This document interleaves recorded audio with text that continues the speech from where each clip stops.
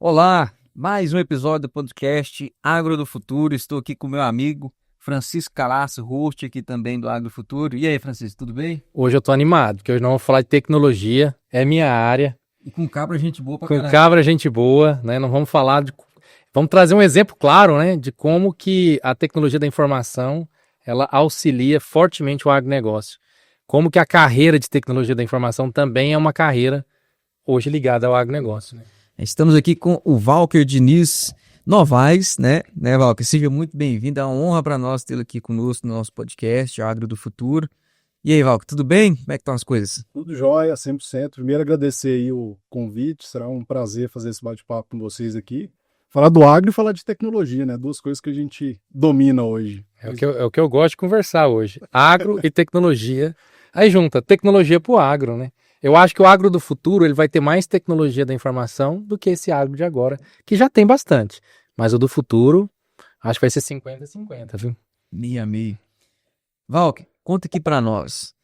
Que você é founder, CEO da Soul. Agora você vai contar um pouquinho o que a Soul AgroSoluções entrega aí no mercado. E a gente já sabe que tem muito valor envolvido, né? Uma atuação muito interessante.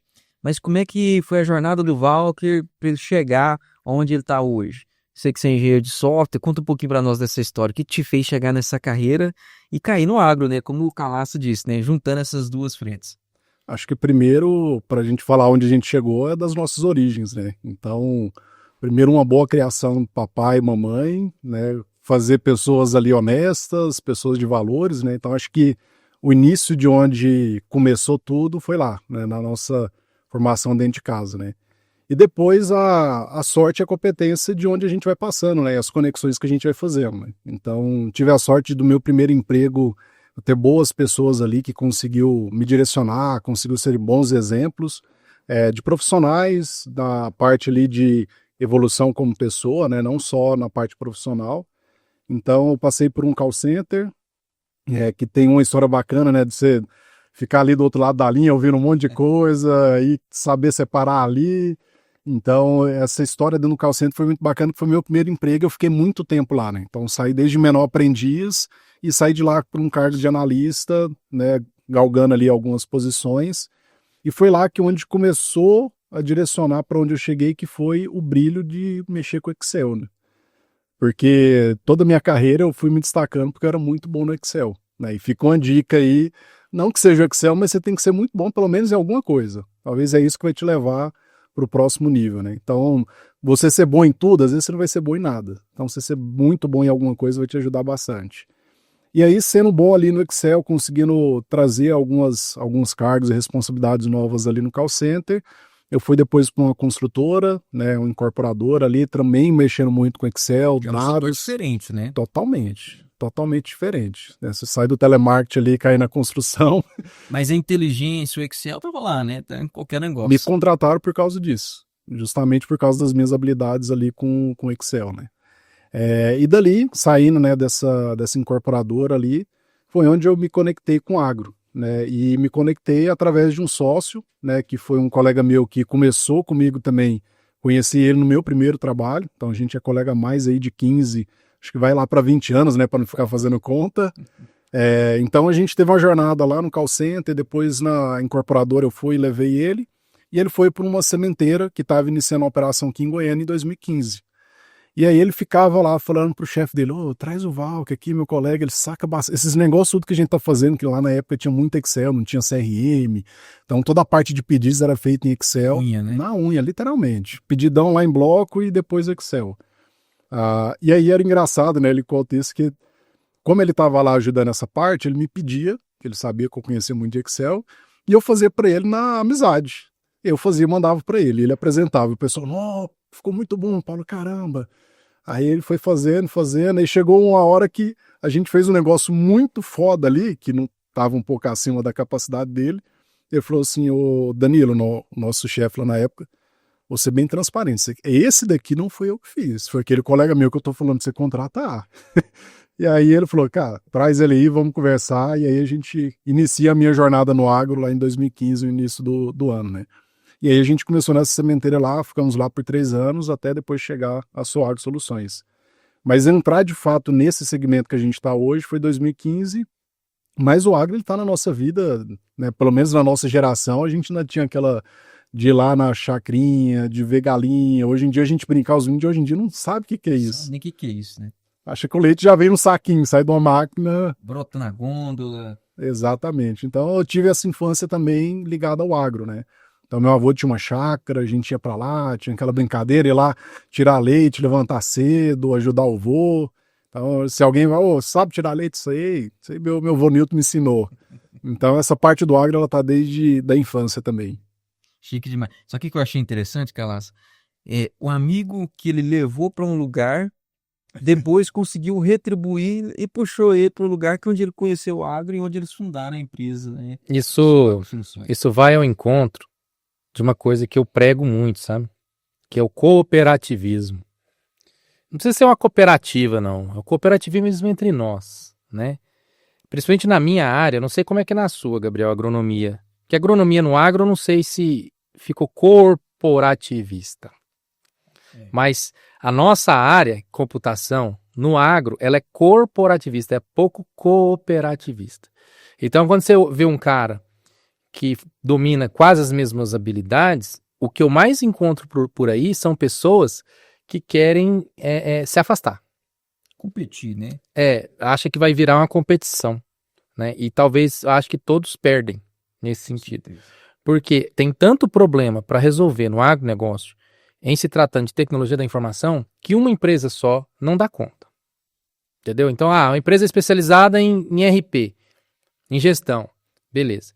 Essa outra empresa vai ser especializada em contabilidade. Também é um RP, mas já é em contabilidade, vai ser os dois integrando. Essa outra aqui vai ser especializada em logística. Essa outra aqui é especializada em de créditos. E o produtor vai usar tudo. O produtor vai usar tudo, Gabriel. Precisa, né? E aí ninguém é concorrente. Esse é o ponto bonito, sabe? E aí ele mostrou uma história que é o que eu defendo muito. A gente cresce quando a gente quer que o outro cresça também. Porque se a gente começar a pensar, fulano vai ser meu concorrente, eu não vou abrir isso aqui com ele. Isso acontece muito, inclusive, em hubs, né?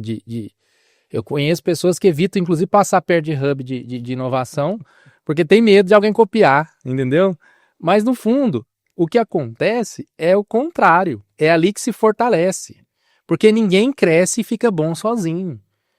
Se tem uma área que você vai crescer e ficar bom sozinho, pode acreditar, essa é uma área pequena. Porque quando a área é significativamente grande, ninguém fica bom sozinho. Olha a medicina. Hoje tem um cara que é ortopedista, mas tem um ortopedista da mão esquerda. Tem um ortopedista da coluna, tem um ortopedista do pescoço, tem um ortopedista do pé. Eles são amigos, fazem churrasco e jogam golfe juntos. Não dá para resolver tudo. E eu acho que quando a gente tenta resolver tudo com uma única vez, com uma única tecnologia, uma única empresa, a gente mais perde do que ganha. E esse é um exemplo. Quando a gente fala, não, vão crescer junto, né? Eu vou trazer a pessoa que vai nos ajudar. Mesmo eu declarando aqui que não sou tão bom, porque eu sou bom em outras coisas. E aí é o junto que faz o negócio crescer. Essa fica uma lição, viu? E acho que isso é um pouco do que, pelo menos assim, eu penso totalmente dessa forma. E eu lembro de uma história, até lá no call center, que eu estava ajudando um colega a mexer com o Excel, aprender algumas coisas ali, para a gente fazer o processo seletivo para a mesma vaga. Cara, se ele tiver maior competência, se a vaga for para ele, vai ser dele, não vai ser eu esconder e não ajudar, que ele foi me pedir ajuda, que a vaga vai vir para mim. Né? Eu já vi isso acontecer, já. Então, assim, uma vez. Não tem, acho que essa colaboração, esse cooperativismo, a gente prega muito hoje na empresa, porque até aquela metodologia ali do pato, né? O pato anda, nada e voa, mas não faz nada direito. Então, você fazer tudo sozinho, você acaba não conseguindo ser bom em nada, e você conseguindo esse cooperativismo ali, cooperando, o resultado final é o melhor. Né? Vamos supor, para quem vai usar o seu produto, para quem vai utilizar ali aquela informação da empresa, o único ponto isso tem que estar conectado.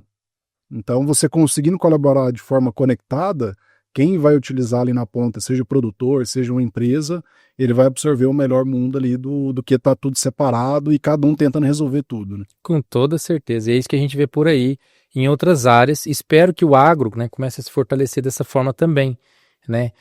sendo um grande hub de tecnologias. Em vez de pensar que uma única empresa conseguirá fazer do IoT a inteligência artificial, do sistema de gestão, sistema de rotas, do sistema de máquinas até o sistema de RH. Não faz. É muito complicado, né? É o pato. Não vai fazer nada bem feito e talvez é isso que vai estressar o produtor a ponto de falar assim, essa tecnologia não é boa.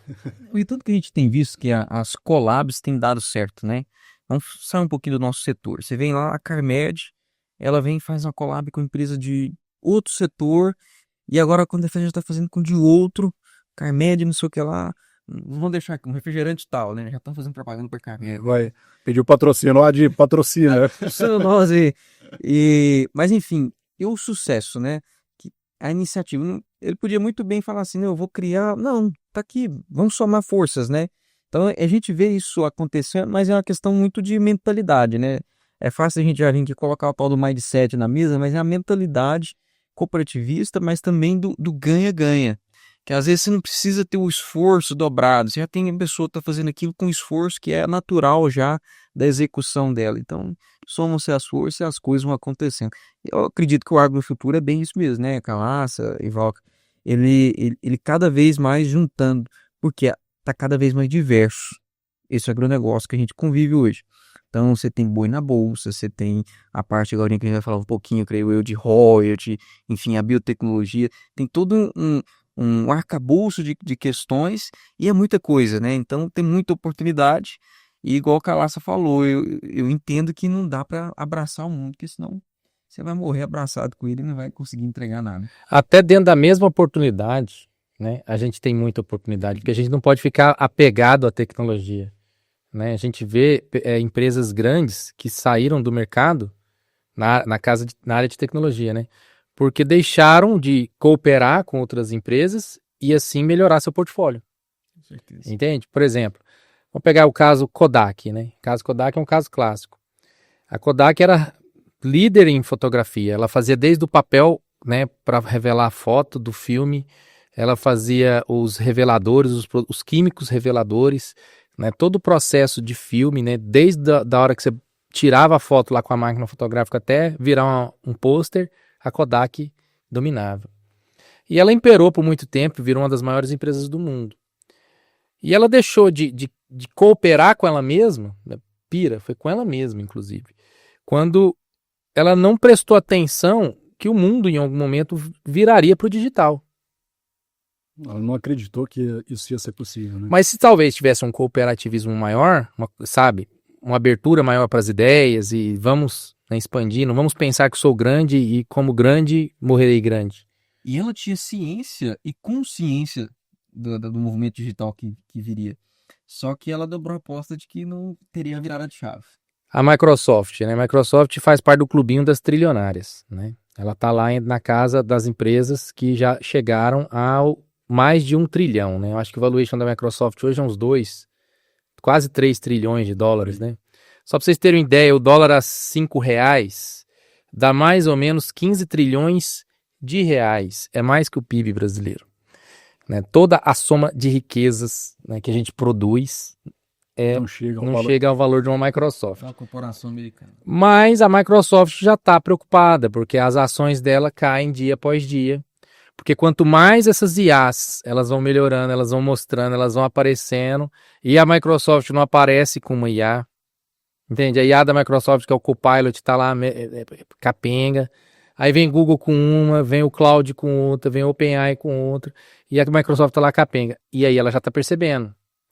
Ou ela coopera, ela tem que pensar nisso, ou ela coopera, né, abre, ou vai morrer na praia. Mesmo no Microsoft. A gente vê aí o Yahoo, que já foi potência da internet, né? Outras empresas, a AOL, que já foi potência da internet, né? Que não tiveram essa visão. Não tiveram essa visão. É um ponto a se pensar.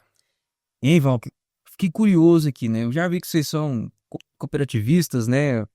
Tá no comportamento registrado na história de vocês. Qual que foi a centelha da Soul?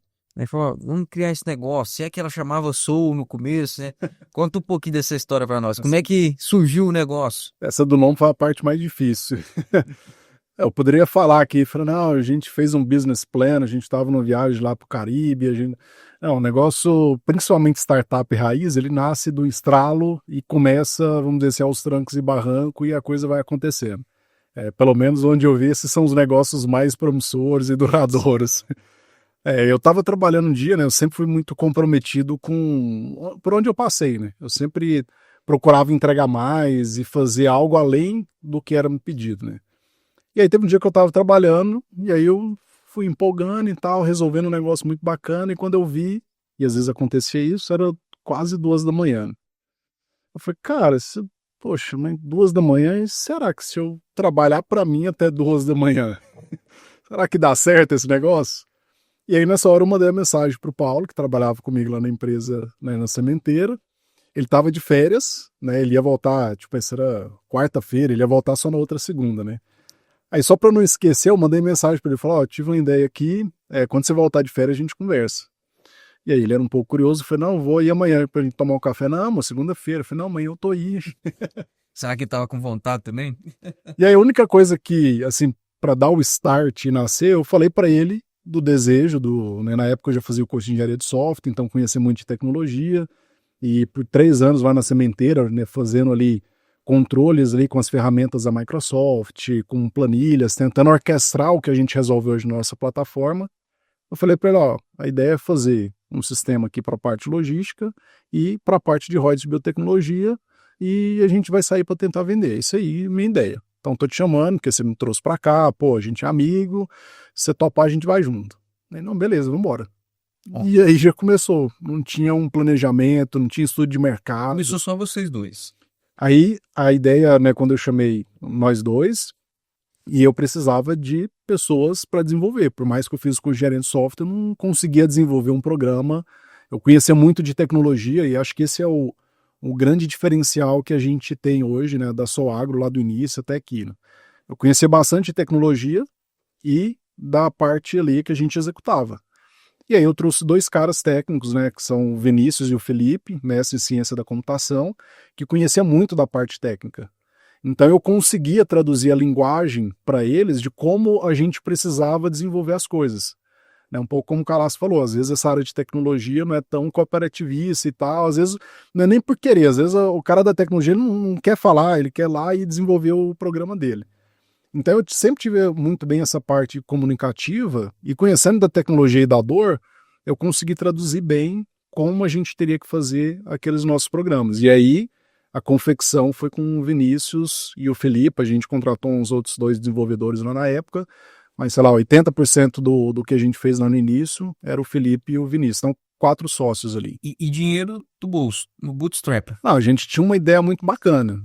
Falou, ó, nosso diretor manda a gente embora, a gente pega o acerto e não morre de fome. E aí ele falou assim, ó, eu não posso, vocês são os 2 colaboradores muito bons aqui, eu não tenho justificativa, vocês vão ter que pedir conta. Porém, eu vou ser o primeiro cliente de vocês. Eu falei, não, então aí já melhora. Melhorou, foi bom. E aí a gente já começou, né, com uma empresa grande, né, a Seedcorp, como cliente, junto também no primeiro ano a São Francisco, cada um no sistema, no início, né, em 2018. Então a gente já nasceu grande porque a gente atendia 2 empresas que são referência ali no segmento. Então já tinha uma responsabilidade muito grande na mão, com um produto, então não teve aquela parte do MVP, aquela coisa bonitinha da startup, já foi o produto em produção e vamos usar e vamos ver o que vai acontecer. Foi bom esse depoimento do Val, que é o Calaço, que a gente fez um episódio aqui que a gente trouxe algumas estatísticas acerca de qual é o perfil do startupeiro brasileiro e o recorte para o startupeiro que está na área do agro, das agtechs. E a gente viu uma coisa interessante, que a média de idade geralmente é mais do que 30, e essa pessoa já teve experiência na área em que ele começa a atuar, profissional. Então, já me pareceu bem claro que você enxergava a dor do mercado. Não só eu sofria, porque eu fazia isso lá na empresa. E a empresa, às vezes, ela podia estar encabeçando aquilo, mas ela não percebia aquela oportunidade. E aí você falou, poxa, se ninguém está resolvendo isso, eu vou resolver, né? Foi bem isso. E o bacana de você tocar nesse ponto olhando para o que a gente faz e outras empresas de tecnologia, o ideal é que realmente a empresa não faça aquilo lá. Se não é o negócio dela, se não faz parte do business. Tecnologia é meio. Exatamente. Porque se a empresa vai desenvolver, não, eu vou criar um time de TI aqui, vou criar um time robô. Fica caro. Fica muito caro. Além de ficar caro, a hora que ele terminar de desenvolver, já tem uma coisa muito mais avançada na E frente. depois tem a manutenção. Essa parte da manutenção aí... Mas eu quero voltar lá no MVP e agora eu vou falar um negócio polêmico. Ixi. Prepara os ouvidos, pessoal. Agora é polêmico.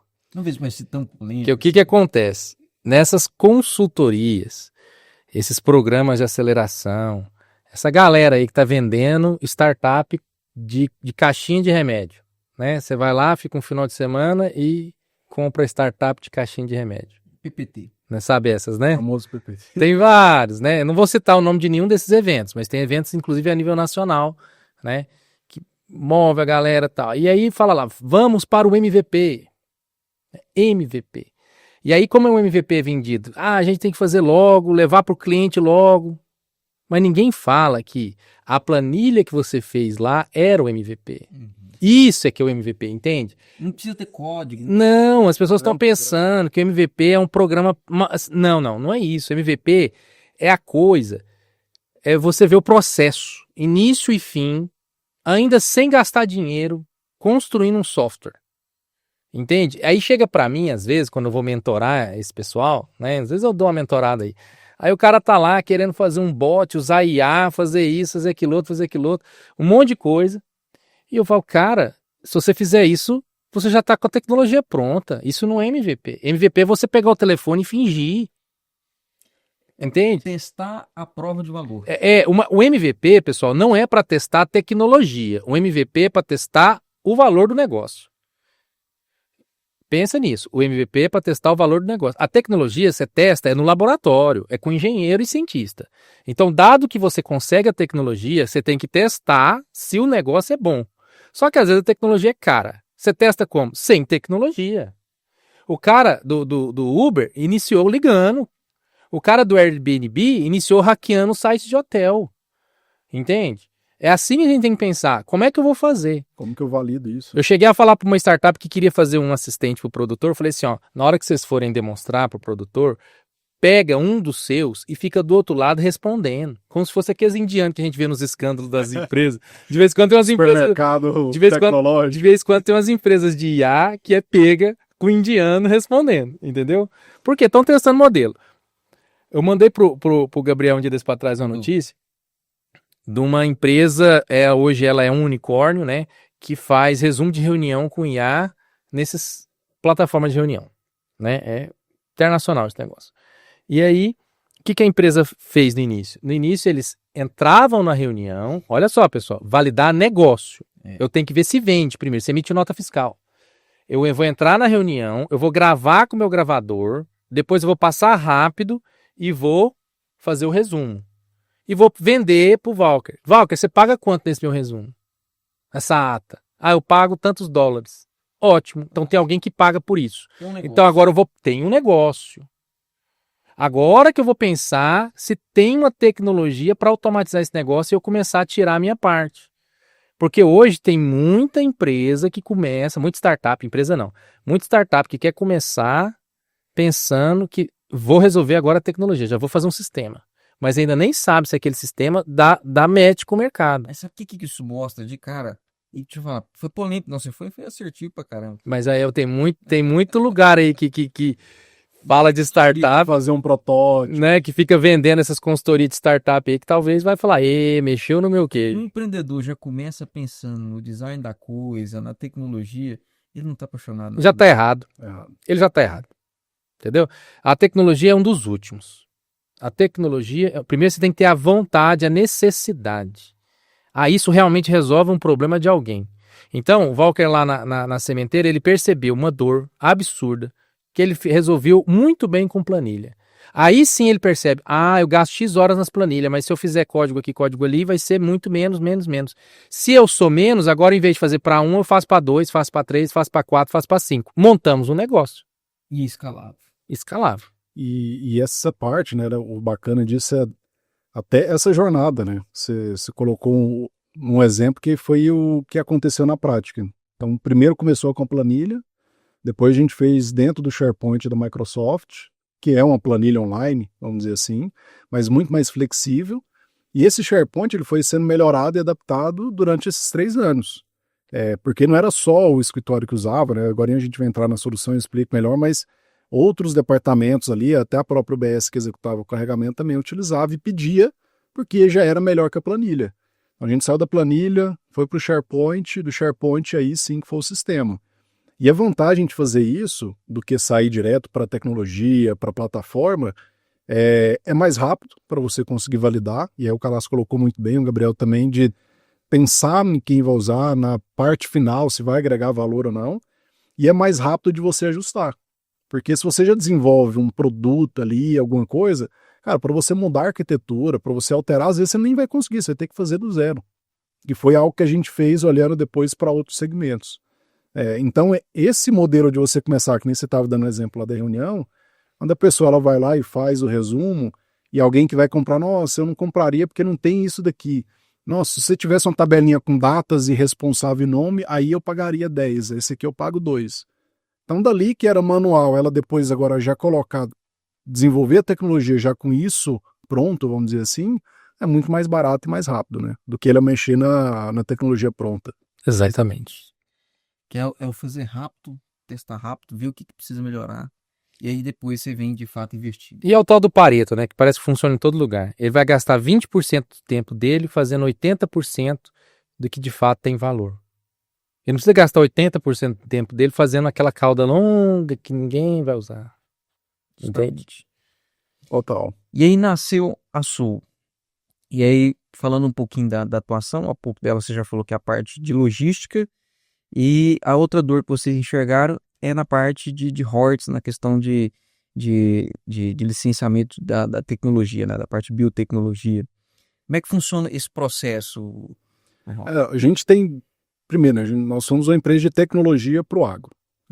Acho que isso é muito bacana a gente frisar, porque é um diferencial do que você ter uma empresa de tecnologia que vai atuar em vários segmentos e não tem aquilo que a gente estava comentando lá do Pato, né? Não é bom em alguma coisa, faz tudo, mas... E nós temos 2 produtos bem divididos hoje na companhia e atuante, né, com equipes separadas e especialistas, né, em cada um deles, que é a parte da logística, que é o Safra Control. E aí na logística a gente faz toda a jornada da empresa, né? O nosso cliente é o distribuidor de insumos do agronegócio. Então a Seedcorp, a AgroGalaxy, Sinova, a AgroAmazônia, a Marge. Então esses clientes, né, entre outros, todo o processo ali de, primeiro, integra com o RP e traz a demanda. A logística roteiriza as cargas ali dentro do nosso roteirizador automático, disponibiliza para a transportadora para ela alocar caminhão. Até chegar lá, pode ter processo de aprovação, que resguarda a governança, a compliance da empresa na conta frete dela. A transportadora tem um acesso, aí entra o cooperativismo. Então não é só internamente, ou vamos cooperar aqui, a transportadora também acessa, para não precisar de, depois que eu faço tudo aqui, eu mando por e-mail, que era o que a gente fazia no modelo manual. Fazia tudo, passava o e-mail, e aí uma carga, né, um transporte gerava 300 e-mails ali, e depois você ficava perdido nisso, né? Aí vem o fator humano, vai lá, passa o e-mail aqui. Erra o e-mail. Pesquisar, como que você pesquisa? Então você não tem senso de urgência no e-mail, você não classifica o que realmente é urgente, o que está guardando mais tempo. Então depois disso vai para a execução, o motorista chega, faz o carregamento, né, seja na sementeira, seja no CD. E nessa parte do carregamento tem a gestão de pátio ali dentro, depois as etapas de faturamento, né? No agro tem muito isso, a troca de nota, primeira perna, troca a nota na filial, então esse processo ele fica todo orquestrado ali dentro, e depois finaliza com a confirmação da entrega, que é o comprovante, e a auditoria de frete.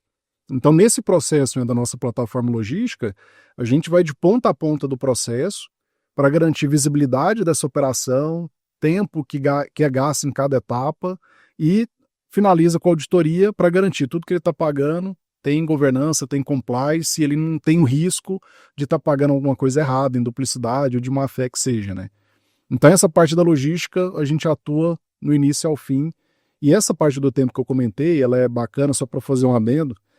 Teve um ano quando a gente fazia tudo manual, às vezes as empresas sempre fazem workshop no final da safra. Onde que a gente precisa melhorar? Qual departamento? E aí, às vezes, tem uma rixa ali. É a logística que não põe caminhão. Não, o faturista não emite a nota.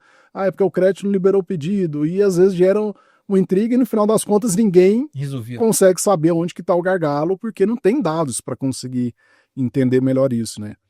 E aí teve um ano que um colega nosso lá, ele falou, cara, eu vou entender onde está o gargalo. Eu vou pegar todos os e-mails da safra e montar um workflow Montou o processo. para saber, ó, ficou tanto tempo aqui na logística, tanto tempo no crédito, no faturamento, e não sei o quê. Claro, ele não conseguiu fazer isso de todos, mas ele fez lá uma amostragem, né? E a gente hoje tem isso na nossa plataforma de forma automática, porque a gente cria os fluxos de todas as etapas. Então, se ele quiser saber quanto tempo está demorando para carregar o caminhão, para fazer o faturamento, o CTE, troca de nota, ele tem isso em tempo real. E ele pode mudar durante a safra, não precisa esperar terminar a safra para ajustar. Teve um cliente que a gente entrou, que ele começou a analisar os dados ali, o primeiro ano dele, e ele via que 80% das cargas parava no crédito. E aí a semente ficava lá esquentando, o agricultor esperando o defensivo e atrasava. E aí eles foram entrar para ver no detalhe por que que isso tinha que passar no crédito toda vez antes de faturar. Ah, não, é porque quando a gente vai faturar, emite a nota e tem que alterar a data aqui, aí volta o bloqueio e o crédito tem que liberar, porque alterou o pedido. Eles foram lá e mudaram a regra no RP, ao invés de liberar o pedido, libera o valor. E aí não precisava mais voltar a aprovação do pedido, porque o cara tem 10 milhões para faturar, ele vai faturar até 10 milhões, aí só depois disso precisa de uma liberação.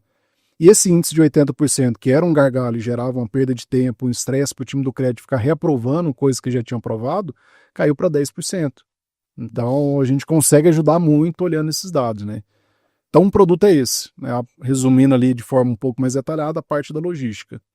Já a parte dos royalties, né, para quem não conhece ali, toda semente de soja que é vendida hoje com biotecnologia tem a lei de proteção intelectual, que aqui no Brasil é cobrado royalties em cima dessa tecnologia que foi embarcada na semente.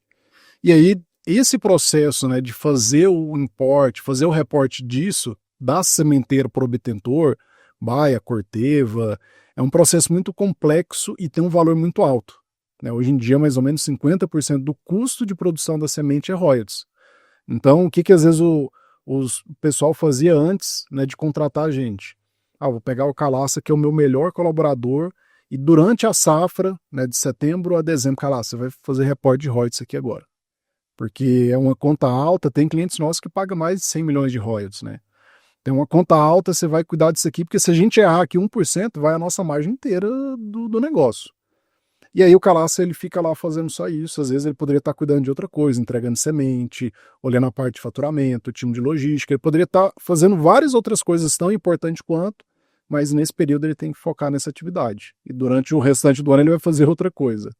Então a gente foca, né, para sementeira, para revenda, colocar a gente como o braço direito nessa gestão de royalties, a gente operacionaliza tudo para ele, para fazer esses reportes e informes, porque não é só ir lá e reportar, falar, eu vendi essa soja para o Gabriel.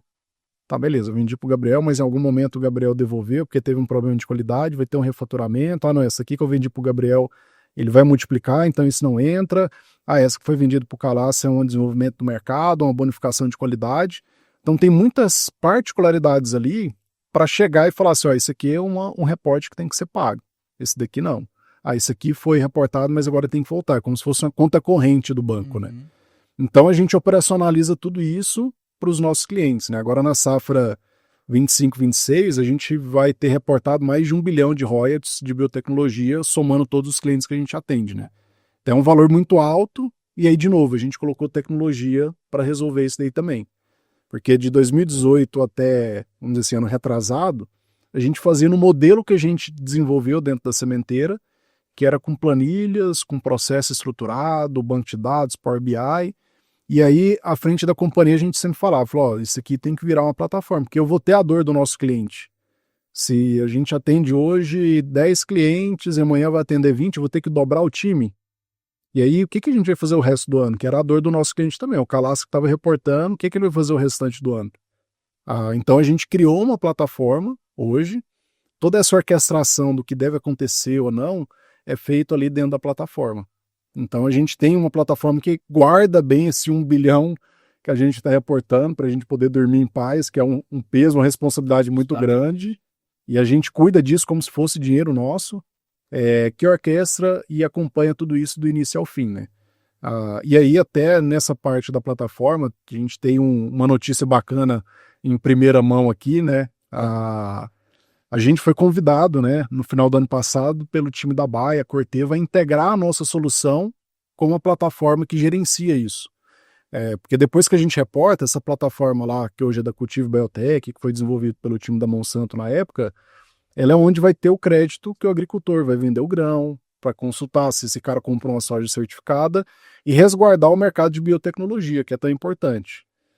Então, no ano passado a gente entrou nesse projeto, né, junto ali com o time da Baia, Corteva, e a nossa plataforma agora está integrada com o ITS, que é o sistema que reporta essas informações que antes era manual ou você subia via planilha. Agora não, sai direto da nossa plataforma via API. Fantástico. Então, elimina erro, aquilo que a gente está falando de 1 bilhão ali, e que seja 10 milhões, né? Um cliente que tem 10 milhões de royalties, que é 50% do custo dele, esses 10 milhões tem que estar sendo bem gerenciados, senão a margem, o negócio ali pode ir por água abaixo, né? Não, no próprio exemplo que você deu, tem uma semente, ela foi devolvida. Imagina se esse registro, você vai pagar o dobro, né? Tem nota que, dependendo do carregamento, da variedade, é mais de 100 milhões de royalties. Então, se você esquece de fazer esse ajuste, ou se você não está vendo isso, porque ela não é só a nota, né? Tem uma complexidade que vai no detalhe do lote. Então, uma nota com uma variedade, com 10 lotes, eu devolvi só o lote A, o lote B não. E além de toda essa parte que a gente gerencia, e aí a gente tranquiliza o nosso cliente. Por quê? Durante esse processo pode acontecer várias coisas. Eu sou uma revenda e comprei da sementeira X. A sementeira não me reportou ainda e eu preciso reportar ao meu agricultor. A gente cobra, a gente fala com esse cara e resolve. Foi reportado, deu um erro lá no sistema, tem que abrir um chamado. O nosso time faz. E como a gente atende vários multiplicadores e revendas ali, a gente sabe as melhores práticas e a gente já sofreu uma dor nesse cliente e viu como resolver melhor, a gente aplica para toda a cadeia que a gente atende. Então, os nossos clientes nessa parte, eles são muito eficientes na parte de royalties, porque eles estão dentro, vamos dizer assim, de um hub que conecta ali não só a gente, né, com a Bayer, com todo o ecossistema, e a gente garante as melhores práticas de mercado para garantir que ele não vai pagar nada a mais e nem a menos, porque depois isso é auditado, né, e se ele tiver esquecido de reportar uma nota, a gente falou só da devolução, eu esqueci de reportar a nota do Calácio, eu não vi. Não tem problema. Quando for feita a auditoria, o auditor vai ver que você esqueceu, agora você tem que pagar esse royalties com uma multa, que aí é um valor alto, e mais a correção de juros, né? Estreado. Então, ele pode perder dinheiro em todos os lados, aí a gente resguarda isso, né? Olha que legal, né, Calácio? Pra você ver, a solução, ela ajuda quem é o detentor da propriedade intelectual a ser guardião dessa propriedade, que ela seja remunerada, ou seja, toda aquela ciência, aquela pesquisa, aquela inovação que foi gerada, ela precisa de todo um zelo, né, uma curadoria para que esse valor ele não seja passado em vão, né? Enfim, nem a mais, nem a menos. Assim, dê a César o que é de César, né? Exatamente. Que não prejudica o agricultor, né? Porque isso tudo vai resguardar ele, que receba o crédito, na hora dele vender o grão, ele veja a empresa como uma empresa organizada, que não vai dar dor de cabeça, às vezes na hora mais delicada para ele, né? Ele está esperando receber aquele grão que ele comercializou para fazer um pagamento, que está comendo uns juros ali, um banco que está cobrando e vai executar. Então, se dá algum problema ali para ele não tem um crédito, às vezes ele vai tomar a decisão de não comprar mais essa sementeira ou dessa revenda e comprar de outra que está mais organizada, né? E resguardar esse mercado é muito importante olhando para o quanto a gente precisa continuar desenvolvendo a tecnologia da soja, porque a gente tem que continuar produzindo cada vez mais, porém mais sustentável, com mais tecnologia e às vezes com o mesmo espaço, um espaço menor. E como que a gente consegue fazer isso? Colocando produtos que vai trazer mais produtividade para o agricultor. Ele vai continuar plantando 100 hectares, mas ao invés de colher 50, ele vai colher 60 sacos, 70. E se não tem esse mercado da biotecnologia, olha, por exemplo, para a Argentina. Lá não tem a lei de proteção de patente e tudo mais. Por que uma Baia, uma Corteva vai investir em biotecnologia lá? Não vai. O regulatório não é confiável. Então, lá não tem esse mercado, não tem toda... comparando ali o que eles têm de produção, o que a gente tem aqui é totalmente diferente. Então, a gente também se vê, né, nesse elo, como você falou, de garantir ali que, por isso que tanto a Baia Corteva convidou a gente para esse projeto, né, eles veem a gente realmente como esse parceiro que ajuda todas as pontas, e a gente unir esse elo para que todo mundo pague o justo, né? principalmente a Bayer Corteva, também não quer que o multiplicador pague mais. Então a gente está ali para resguardar esse dinheiro ali de todo mundo. Eu gosto de brincar com vocês, né? Que eu sou agrônomo, né? Eu sou o menos esperto aqui. Os caras são da É tecnologia. o cara que criou a biotecnologia, né? E é ele que está pagando todo mundo. Mas vamos lá. É, a parte, né, que a gente percebe é que vocês têm que ser muito apaixonados em entender processos. Porque geralmente toda plataforma, toda a parte de desenvolvimento, digitalização de um processo, que é para dar velocidade, transparência, enfim, tudo isso que a gente falou aqui, parte compliance, ela vem de por trás, tem uma pessoa apaixonada em entender como aquilo funciona, colocar cada coisa na sua caixinha, a regra, se isso aqui acontecer, acontece isso, para que de fato você consiga ter uma rastreabilidade e uma história contada. E essa história, aí você pode falar, isso vai ser um algoritmo, isso vai ser, enfim, o desenvolvimento do software, ele tem que ter as regras, né? E quem dita a regra, geralmente, são as próprias corporações, mas debaixo de um guarda-chuva maior, que é a legislação, do que precisa ser feito, a parte fiscal, enfim. E aí você vê a transversalidade do profissional, né, da ciência de engenharia de software, da ciência da computação, dele poder ter um entendimento disso e conseguir transmitir isso, né, na forma da digitalização de todo esse processo. Não é uma coisa simples, né? Demanda uma curiosidade, eu acho, assim, e essa paixão por entender as coisas, como funcionam. Porque você fala assim, o agro, planta, colhe, parece que é simples. Olha tanta coisa que está envolvida aqui e que quem não conhece o setor, às vezes nem imagina, né? Aí vai naquelas coisas assim, que a gente até prefere não comentar para não dar tanto ibope. Falar, o produtor de soja, eles são vilões, enfim. Mas olha a complexidade do setor. É uma cadeia muito complexa, né? Muito, bastante. E acho que essa dimensão que você comentou, né, a gente hoje tá dentro ali do Hub Cerrado, então a gente tem muitas conexões ali, né, tem o nosso escritório lá. E há um tempo atrás, um amigo nosso lá, ele foi viajar para o Mato Grosso, né? E tem a gente lá, então o pessoal fala do agro e tudo mais. E nessa viagem do Mato Grosso, foi bem na época das lavouras de soja, né? Ele chegou, a primeira coisa que ele me viu, né? Ele foi lá, Walker do céu, cara, eu não tinha noção o tamanho do agro. Cara, eu via aquelas plantações assim que sumia de vista, você entrava numa rua, era só soja, virava soja. Cara, o agro é muito grande. Então, acho que quando a gente vê essa dimensão, né, faz ali, quase 30% do PIB ali é agro, tem muita complexidade ali que às vezes nem a gente mesmo que está no setor, a gente imagina. É gigantesco, né? Amigos lá no Hub Cerrado, né? O Aitan, o Carlos. Eu tenho um CNPJ lá. Você também tem residência fiscal? Tenho residência fiscal lá. Legal. É interessante pensar, né? Eu acho que a gente menospreza muito as organizações humanas. E quanto mais a gente melhora a performance, mais dados a gente precisa coletar, mais detalhes aparecem, né? Uma coisa é eu fritar um ovo, pôr num pão e comer. A outra é eu fritar 30 mil ovos, pôr em 30 mil pães e vender e entregar para alguém. A logística vai piorando, entende? Tudo quando fica grande, né, é diferente. A gente sabe fazer uma panela de arroz para a família. Agora, cozinhar um arroz para um estádio de futebol lá, um carreteiro grande, já não é a mesma receita. Então, isso acontece nos processos, isso acontece nos meandros, né, da nossa sociedade. O agro, quanto mais ele cresce, mais ele precisa de cuidado com os dados. Porque todo crescimento gera o quê? Gera interesse. O que não é grande não interessa.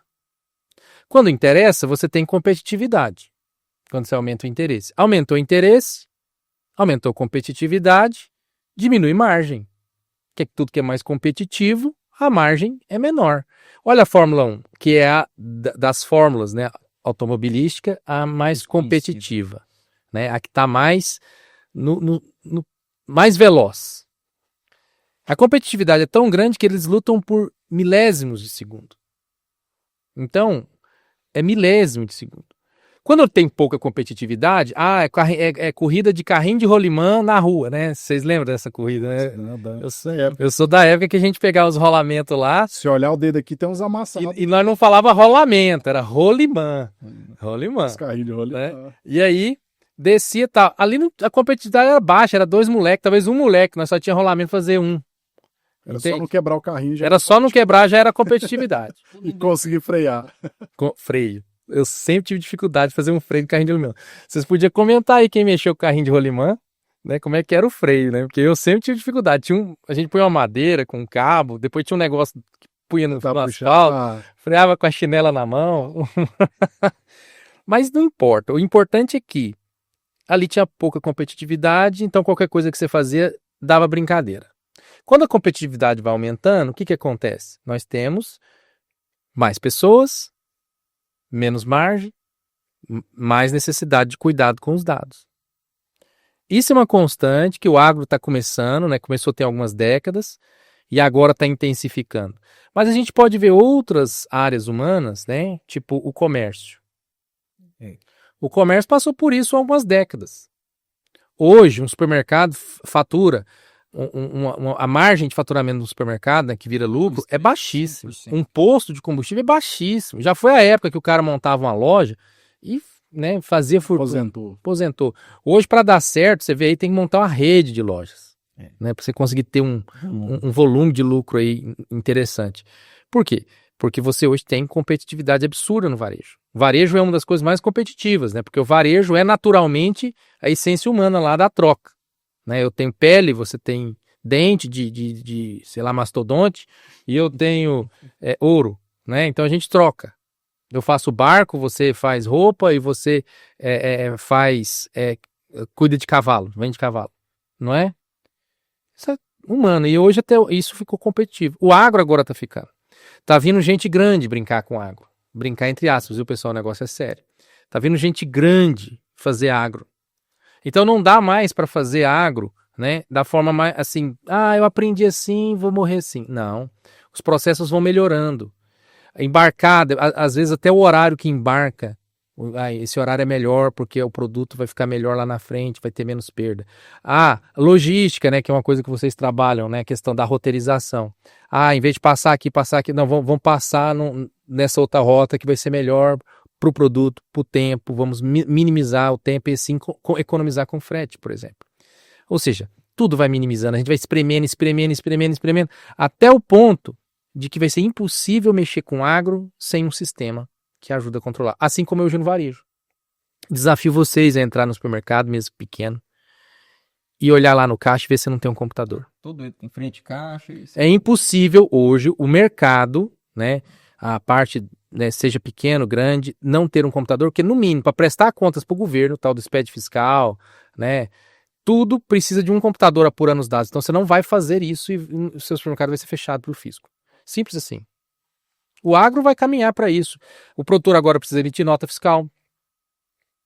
Tá vindo aí a reforma tributária. O produtor precisa prestar conta do que vendeu, do que comprou, vai ter o crédito e débito. O produtor precisa de falar os seus estoques, quanto que ele tem. Ou seja, são informações, produtor, que não é novidade. As outras áreas, a indústria, o comércio, já estão fazendo há muitas décadas, né? Nem anos, há décadas. Desde que eu me entendo por programador, eu entrei no sistema, no varejo. O primeiro sistema que eu fiz foi para prestar conta para a Cefaz, Secretaria da Fazenda, um tal de Sintegra, depois virou SPED. Ou seja, as coisas vão melhorando, vão trazendo mais necessidade de tecnologia. E para o agro não é diferente. Daqui a pouco você perde dinheiro sem saber onde o trator está, você precisa rastrear o trator. Você perde dinheiro sem saber quem foi o último motorista do trator, porque quebrou a lanterna, você não sabe quem foi. Você perde dinheiro porque você não sabe se o cara que pulverizou na velocidade certa. Você perde dinheiro porque você não sabe exatamente o peso do embarque. Disseram que foi tantos quilos, mas talvez pegou um pouco mais. Entende? Você perde dinheiro porque você não sabe a qualidade do seu grão, então aí você aceita qualquer nota que alguém der lá no armazém. Entendeu? Você perde dinheiro por vários fatores, porque você não está monitorando. E aí você fala assim, é difícil demais monitorar? Com tecnologia, não. É a hora que você tem que pensar que além de ter um trator, além de ter um pulverizador super chique e elegante, você precisa também ter um sistema, ter toda uma tecnologia digital para poder te ajudar a controlar e olhar isso mais de perto. A gente viu o agro muito, não sei se o Rock vai concordar, Calas, muito ansioso, muito ávido por tecnologias e inovações quando a gente fala em implementos, máquinas, né? E ainda um pouco distante ainda de soluções que às vezes não são nem tão de difícil acesso, né? São mais acessíveis, mas que às vezes resolvem problemas que vão dar mais retorno sobre o investimento do que uma máquina de última geração, você falou, um pulverizador lá. Você também tem essa impressão? Tem até uma comparação, né, que a gente faz, né, falaram da porteira para dentro, que aí entra o agricultor e tudo mais, e da porteira para fora, né? E antes da porteira também. Então essa parte, vamos dizer assim, chamando a porteira para dentro, não entrando ainda na parte de sistema do agricultor, que eu concordo com o Caraça que parte deles, né, do médio e pequeno, vai precisar se digitalizar. Os grandes não tem como. O grande, se ele já está grande, ele está digitalizado senão não passou a fronteira. Senão ele não teria chegado ali onde ele chegou, né? Mas olhando para, por exemplo, tecnologia da porteira para dentro, o que o agricultor usa de produto, semente, o que ele usa ali de análise para plantar e tudo, tem estudos que colocam, a gente está na frente dos Estados Unidos, que é o que está na vanguarda da tecnologia. Agora, quando a gente vai da porteira para fora, que seria ali o antes da porteira, ainda está muito ruim. Então, eu não vou chegar a citar aqui, mas tinha empresas grandes que a gente entrou e, cara, de fora ninguém imagina que o cara está fazendo o volume, o tamanho dele em Excel. Então, tem muita oportunidade de fazer ali tecnologia, de conseguir ajudar da porteira para fora ainda. Claro, da porteira para dentro também tem, vai continuar sempre tendo, mas está muito mais evoluído do que da porteira para fora. E esse ponto que o Caraça colocou, né, das margens curtas no varejo, hoje, né, o agro ele sempre foi, vamos dizer assim, teve as curvas, né? E hoje em dia a gente vê pelas notícias e pela realidade que está na curva das margens curtas. Então a gente vê empresas enxugando custos, reduzindo estrutura para conseguir ser viável economicamente, porque a empresa tem que dar lucro, né? Não tem como a empresa reverberar e continuar no mercado sem estar dando lucro. Senão é entidade sem fins lucrativos, né? É ONG, é outras coisas. E se não dela, não se mantém. Então, olhando para isso, é onde as nossas tecnologias e de outras empresas também, ela atua, porque se você é eficiente ali na hora de fazer o seu controle logístico, se você está resguardando a sua conta frete, não está gastando além do que estava orçado e tudo que está sendo gasto está sendo auditado, você consegue garantir que você pode melhorar aquele indicador. Você está olhando para aquilo ali que são os dados que o Calaço falou. Você pode olhar para questionar, para poder melhorar e saber onde você tem oportunidades ali de melhorar. E olhando isso, você vai começar a melhorar as margens. Tem, por exemplo, estudo da NTT, plataformas, né, de logística, né, como a nossa, tende a reduzir de 5% a 20% do custo operacional. Então, o que é o custo operacional ali da pessoa? É hora extra que o cara da logística fica fazendo até meia-noite, é um time que você vai aumentar o volume, agora você vai ter que contratar mais 3, 5 pessoas. Peraí, agora tem uma plataforma, não precisa fazer tudo manual. Então, até 20% desse custo operacional você consegue reduzir com a tecnologia. Então, o projeto se paga, né? E tem um outro indicador que até 15% de perda por erros, por falhas humanas ou até de má fé em cima desse valor ali que transaciona, que empresas ali têm valores altos também na conta logística, né? E a perda comercial que pode acontecer, né? Hoje em dia, como vocês comentaram, às vezes o produtor ele está esperando no detalhe, ele precisa receber hoje a semente para soltar o plantio, para dar tempo dele fazer a colheita da soja, para depois plantar o milho e depois plantar outra cultura. Então, às vezes, se esse agricultor ele demora 2 ou 3 dias para receber o produto dele e ele não consegue receber para cumprir a janela e perder o time de plantio, de chuva e tudo, ele vai olhar, opa, ano que vem eu não vou comprar dessa empresa, eu vou comprar da outra. A gente faz isso no e-commerce, que nem você comentou, às vezes você compra da que vai chegar mais rápido. Exatamente, preço. Exatamente. Então a logística não é mais um diferencial competitivo, é uma exigência. Você tem que conseguir cumprir bem o time e a entrega, primeiro, porque o produtor precisa, e se ele não receber, isso vai complicar ali para ele, e segundo, porque esse cara pode tomar a decisão de não comprar de você e comprar de outro porque você não cumpriu o prazo, né? Já é tanta coisa para prever, a previsibilidade é tão, né, difícil dentro do agro, prever chuva, prever vento, prever sol. Eu agora tenho que prever a entrega. Entende? Não é fácil, você não falou? Não é fácil, é complexo. Então, assim, o que Você vai dar um bom corte, viu? imagina isso. Aí, por exemplo, hoje a gente já vê plataformas, né, você vê aí o Mercado Livre, que é o líder, né? Hoje brasileiro em startup, uma das startups mais fortes. Compete aí com o Nubank e o iFood. O Mercado Livre, para realmente resolver o problema dele, ele montou a operação de frete. Né? E é assustadora. Não somente a OLX, que também está no setor parecido, agora eles também têm a modalidade deles lá. Né, que eles Eu fui para São Paulo semana passada, tinha 2 aviões no Mercado Livre lá. Pois é. E aí isso vai deixando a gente mal acostumado, né? Porque você compra no Mercado Livre. Por exemplo, hoje, 00:30 mais ou menos, eu comprei um cabo para ligar a minha Starlink no carregador de bunker. É que às vezes, né? Tá querendo ligar a Starlink e não tem nenhuma tomada, tá no meio do mato. Aí tava lá o cabo, né? Comprei o cabo e já chegou lá em casa. Eu comprei hoje 00:30, mais ou menos, uma da manhã. E já está lá em casa. Aí você vai ficando mal acostumado, né? Um dia desse pra trás eu precisei de mandar um documento para passar uma carretinha pro meu nome. E eu mandei pro despachante lá do município onde tá a carretinha, que é Alexânia. E aí eu passei pelo correio, porque o Mercado Livre não faz esse tipo de entrega. Ixi. Cara, demorou 20 dias. Eu pensei que eu ia perder o documento, porque você tem 30 dias para passar o documento, né?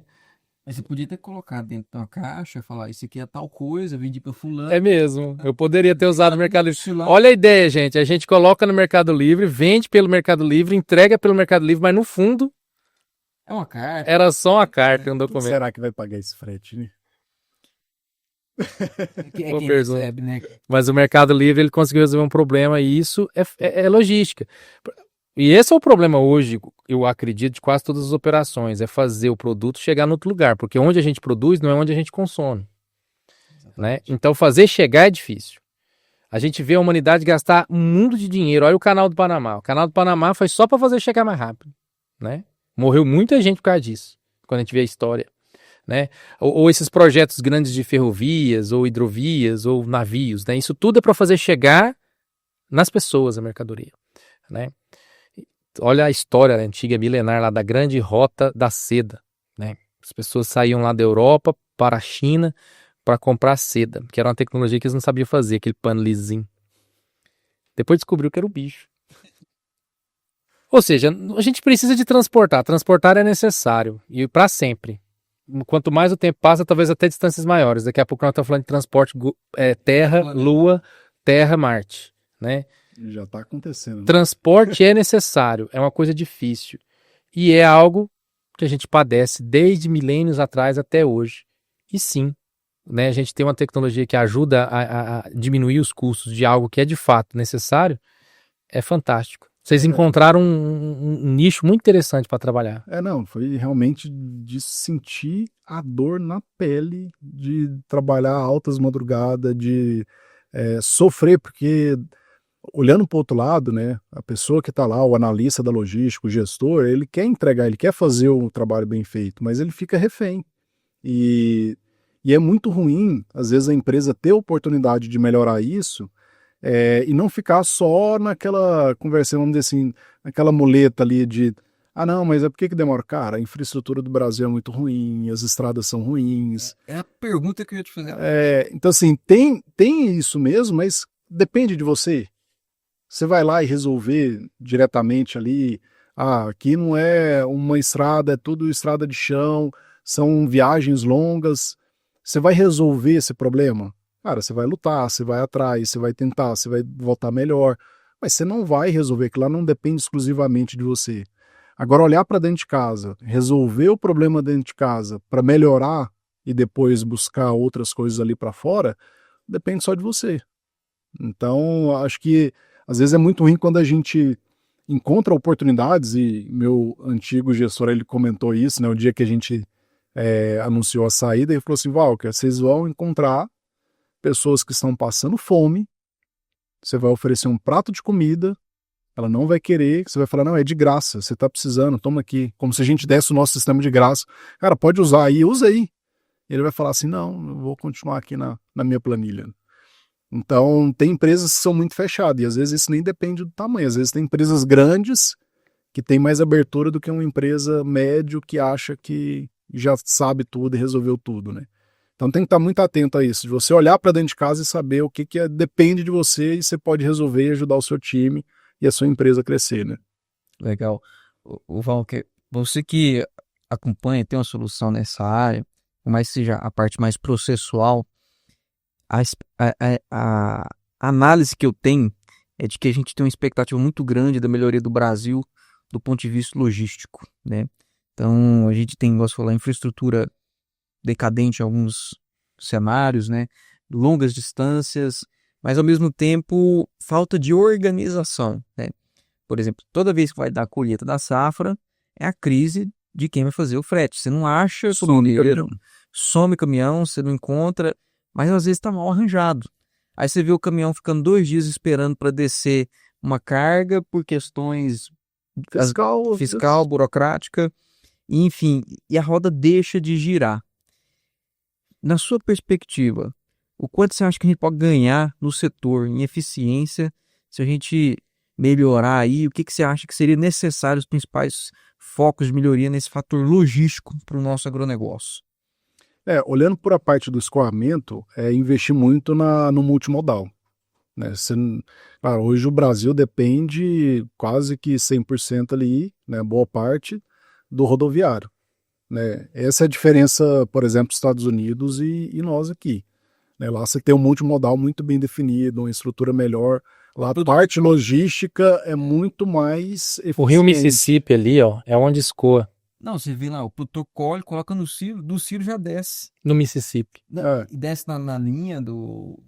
Enfim, já... Não, mas além da linha, né? Ali eles construíram a soja em volta ali do Mississippi ali, ó. Quando você olha mesmo, porque os Estados Unidos é assim, aquela área ali do Mississippi, ela é onde agriculta, né? No meio dos Estados Unidos é deserto. Aí depois vem Califórnia ali, que tem um pouco de agricultura também, mas onde realmente a soja acontece nos Estados Unidos, eles escoam ali pro Mississippi, quase tudo, e desce de barca. O custo ele é muito muito maior, baixo. mais rápido. Então, aí barcas em barcas e barcas descendo no Mississippi. Aí lá na boca do Mississippi com o Golfo do México, é Golfo do México, né, que desce ali, é que tem o porto que embarca mesmo o navio e aí vai para o mundo afora. Então acho que investir nesse multimodal e depender um pouco menos do rodoviário exclusivamente, né, cara, já vai ajudar a melhorar bastante, né? Claro, investir na infraestrutura, né, rodoviária, não tem como não investir para melhorar isso. A gente vê o agro que tem muitas jornadas e entregas que são longas e às vezes demoradas por causa da estrutura da estrada, né? Estradas ruins, estrada de chão. Então isso tem que ser melhorado também. E esse ponto que você comentou, né, da falta de caminhão, é a lei da oferta e procura. Então, quando está escoando a soja, o milho, o grão em si, você tem uma demanda muito alta, por um lado, e você tem vamos dizer assim, uma falta, às vezes, ali de caminhão, de motorista, porque a demanda, a necessidade é muito alta. E, às vezes, a gente até vê também um pouco do que o agro passou ali na fazenda, na ponta, né? Quem hoje nasce fala, eu quero ser um caminhoneiro, quero ser um motorista. Com toda essa dificuldade, às vezes vai perdendo o interesse das pessoas mais jovens ali de seguir essa profissão, que é uma profissão totalmente renomada e a gente depende totalmente dela. Se não tiver caminhão, a gente não... A gente o Brasil viu quando para. teve as greves dos caminhoneiros. Sem caminhão, o Brasil para. O Brasil só funciona com caminhão. Talvez no futuro a gente tenha os caminhões autônomos, né? Quando chegar no nível dos caminhões autônomos, diminui o risco. Mas uma coisa que eu sempre fico um pouco encafifado é porque o investimento, não em rodovia, né? As rodovias americanas são estatais, mas as ferrovias, elas são privadas. As hidrovias são privadas. Então, eu vejo que o cooperativismo, mais uma vez, ganha aí. Entendeu? Porque é assim, ó, eu acho que você pega o recurso, vamos fazer a estrada, e aí nessa estrada só vai passar caminhão. Entende? Aí, é claro, essa estrada precisa de manutenção maior. Você vê ali pro lado de Quirinópolis, Rio Verde ali, tem uns lugares ali que todo dia tem buraco. Onde tem cana também. É complicado. E aí, falta talvez, na minha opinião, esse tipo de arranjo. sabe? Porque se o meu produto, eu tô perdendo dinheiro por causa disso, eu não devo esperar muito do Estado. Entende? Na minha opinião. Né? Pode ser que tenha alguém aqui que seja contrário a isso. Mas quando a gente vê os Estados Unidos que a gente tanto espelha, né? A hora que você vai estudar as histórias das ferrovias lá, do Vanderbilt, né? Ou Rockefeller, ou todo mundo que construiu isso, era tudo iniciativa privada construindo, gente. Não foi o governo americano pondo dinheiro em ferrovia, não. É a iniciativa do cara que entendeu que ele vai ter escoamento, que eu vou cobrar, né? E vou construir essa infraestrutura, e vou ganhar dinheiro com ela. Mas será que isso é um pouco da cultura, por exemplo, brasileira? Sim. Para terceirizar a responsabilidade? Não, cultura latina, né? Não é brasileira, não. Cultura latina. Eu não sabia disso até um dia, numa reunião. Foi uma reunião que aconteceu ali na FEComércio. Na época eu tinha uma startup de varejo, né? Antes de vender lá para outra empresa, a Lynx. E aí eu lembro que a gente foi nessa reunião e tava uma apresentação lá de vários empresários da área de software, principalmente comércio, né? Varejo, era FEComércio. E teve uma apresentação de um cara, né? Da Target, a empresa dele. Faz BI. E até hoje esse negócio ecoa na minha mente. Ele mostrou um gráfico sobre o cooperativismo no mundo.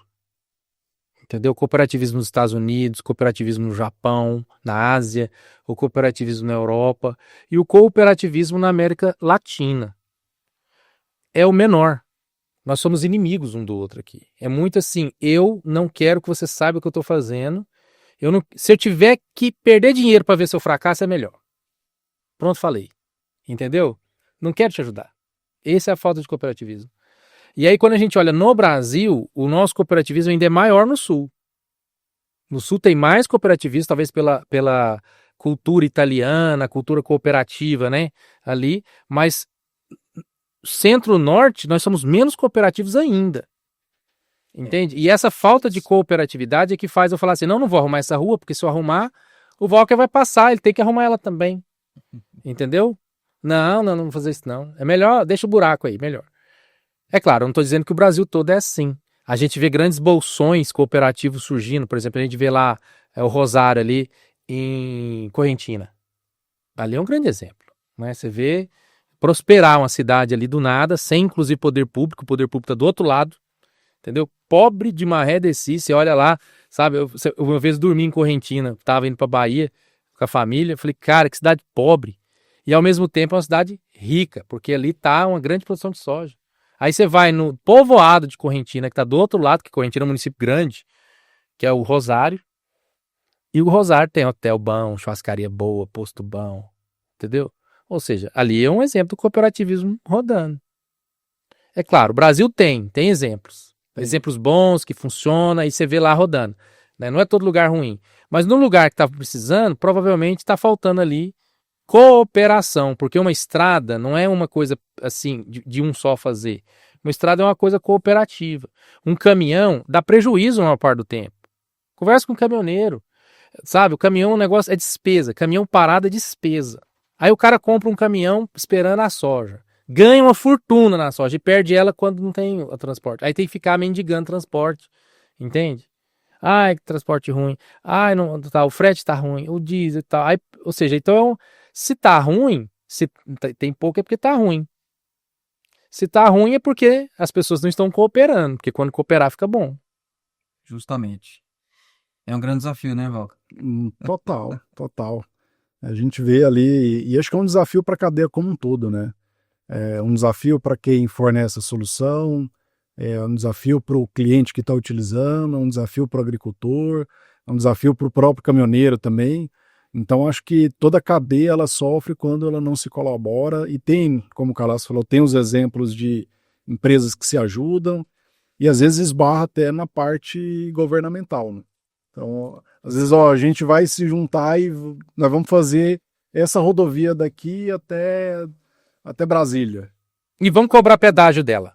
Ah, não, peraí que tem que ter uma aprovação aqui, tem que ter outra ali, tem que ter um não sei o quê. Aí as empresas que estavam querendo cooperar, falam, não, agora eu desisto. Sim. O governo ajudaria muito se ele não atrapalhasse. Se ele não mexesse.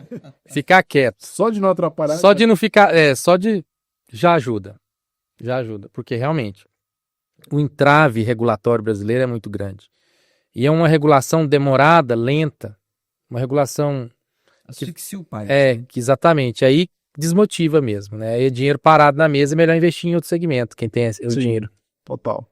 Falando nessa parte de inovação, ó, a gente vê assim que vocês, o negócio falou, nasceu grande porque vocês já tinham uma demanda, vamos dizer assim, reprimida, já com grandes players. Eu acho que é muito bom quando você consegue fazer negócio e o seu cliente ele já é grande, né? Porque uma coisa é o princípio de Pareto, vamos voltar nele, né?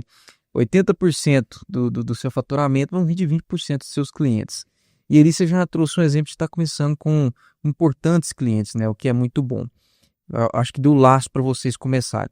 Mas me ficou uma curiosidade, né? Durante esse processo, houve intenção de outras empresas em investirem, enfim, comprar parte de vocês, às vezes até aquisição.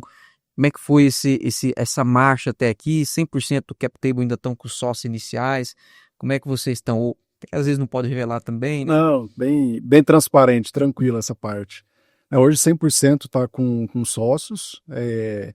Um dos motivos, né, da gente não conhecer todo esse mundo de startup lá atrás foi bom, porque a gente não saiu pensando nisso de fazer números bonitos para se vender.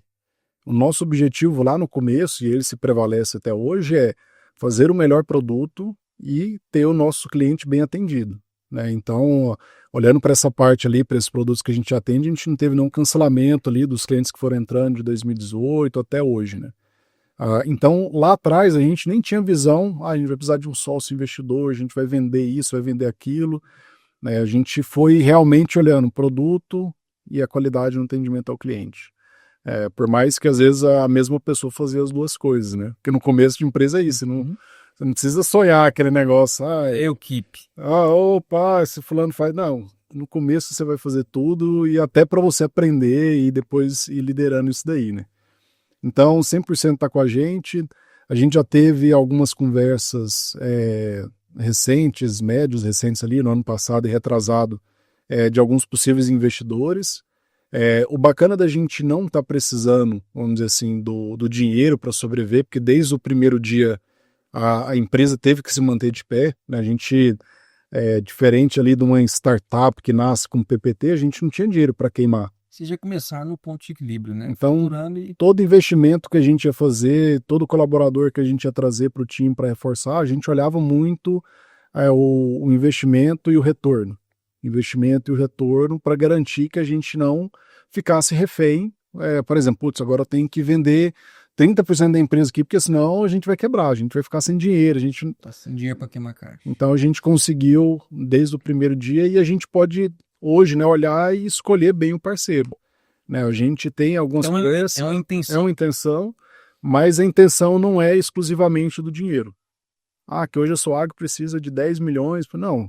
A Suag continua crescendo, né, em média 45%, 50% ao ano, esse ano vai crescer 100%, mas a gente não precisa exclusivamente do dinheiro para atingir isso, e a gente vai trazer um sócio investidor que vai agregar olhando para o agro, né, olhando de novo para o cooperativismo, de alguém que consiga cooperar com a gente para elevar isso ainda maior, para o nível... Money mesmo, né? Exatamente, para o nível ainda maior. É mais smart do que money. Sim. O money vai precisar também um pouquinho ali, Diz que tudo mas não é vamos dizer assim, o principal. A gente não está refém disso, né? Toda empresa diz que tem 3 fins, né? Ou ela fecha, você vende, ou enfim, ela vai ser herdada, né? E o bom é que quando você está nesse game, né, de empresas de tecnologia, startups, é que você já vai olhando na parte do equity, né? Então, por isso que eu te fiz a pergunta, né? Mostra o quanto vocês estão sendo visionários no processo e foram cuidadosos também na condução até aqui. E sendo transparente, não é nem visionário e cuidadoso, porque a gente não entendia mesmo. A gente sabia do problema, da dor, e a gente sabia como resolver, a gente focou nisso. Claro, depois a gente começou a entender esse mundo de startup, a gente trouxe o Cleito, que é o cara que toca o nosso financeiro hoje, que deu uma outra visão. Quando a gente entrou no próprio Hub Cerrado, você acaba sendo empurrado por ecossistema, o que é o Bootstrap ali que você comentou, então agora eu sei o que é o Bootstrap, então já tem 2 anos e poucos que a gente está lá no Hub Cerrado, participando de alguns programas ali, a gente deve entrar num programa de aceleração agora também, que é um programa bacana que eles fizeram em parceria com a CAT lá de Santa Catarina, que é fantástico, então a gente foi aprendendo ao longo dos anos e foi competência e um pouquinho de sorte. E acho que esse é o bacana, às vezes da gente não saber desse mundo, não ter sido, vamos dizer assim, enviesado, que você precisa ter um pitch, você precisa ter um investidor, você precisa ter dinheiro, você precisa queimar caixa. A gente construiu algo muito bom. Focar no que de fato interessa. Exatamente. Não, mas eu quero trazer aqui as disciplinas da startup para mostrar o quanto que as disciplinas são fundamentais, mas estão sendo mal aplicadas. Mais uma vez, a conversa polêmica. Estão sendo mal aplicadas. Você teve todas as disciplinas de startup.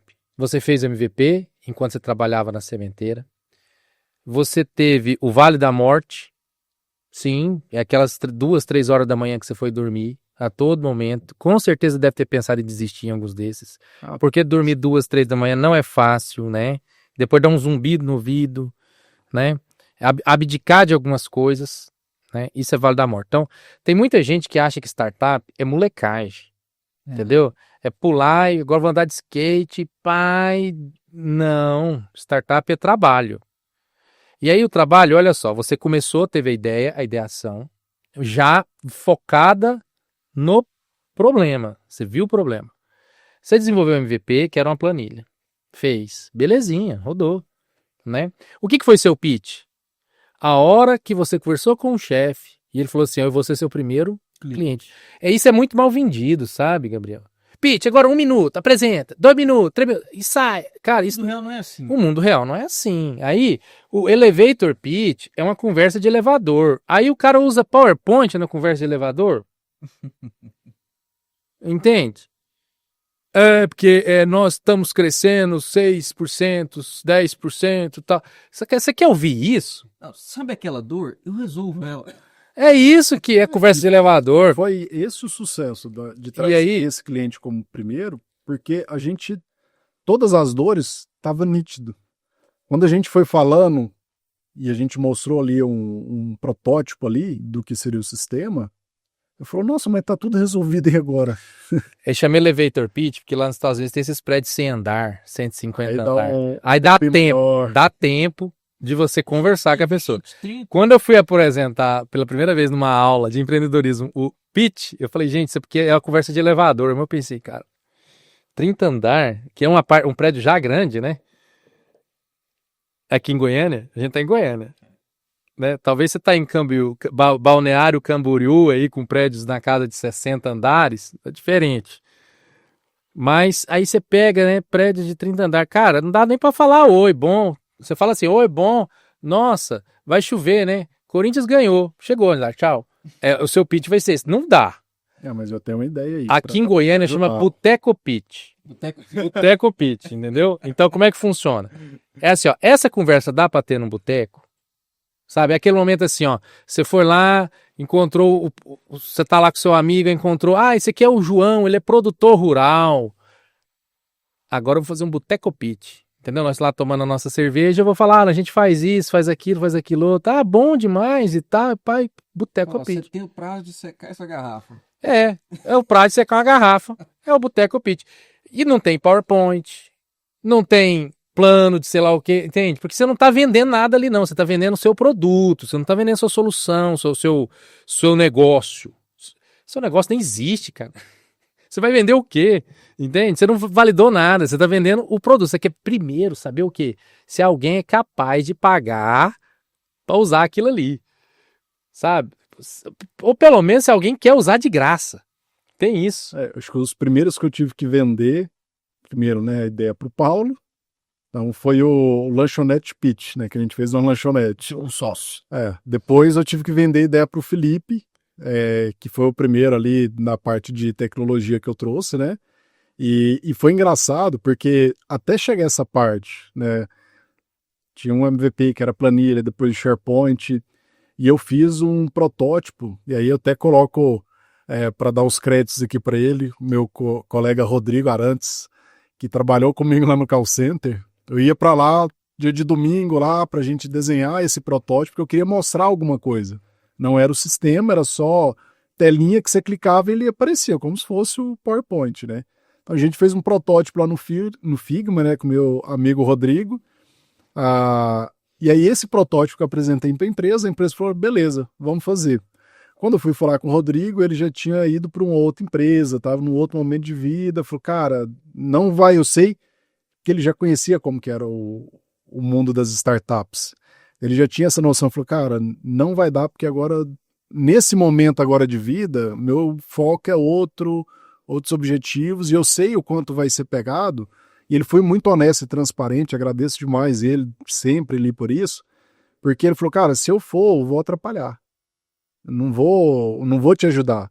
Mas, cara, vai lá, torce demais, o que você precisar aqui, você me fala. E aí eu falei, cara, e agora? Quem vai fazer isso daqui comigo? E aí foi o Boteco Pitch que eu apresentei pro Felipe no boteco, mostrei lá as planilhas, e aí na cabeça dele acelerado, falei, isso aí não faz um mês, pode deixar. Vamos chamar o Nunes ali, mais uns 2, 3 colegas lá da faculdade, e o negócio saiu.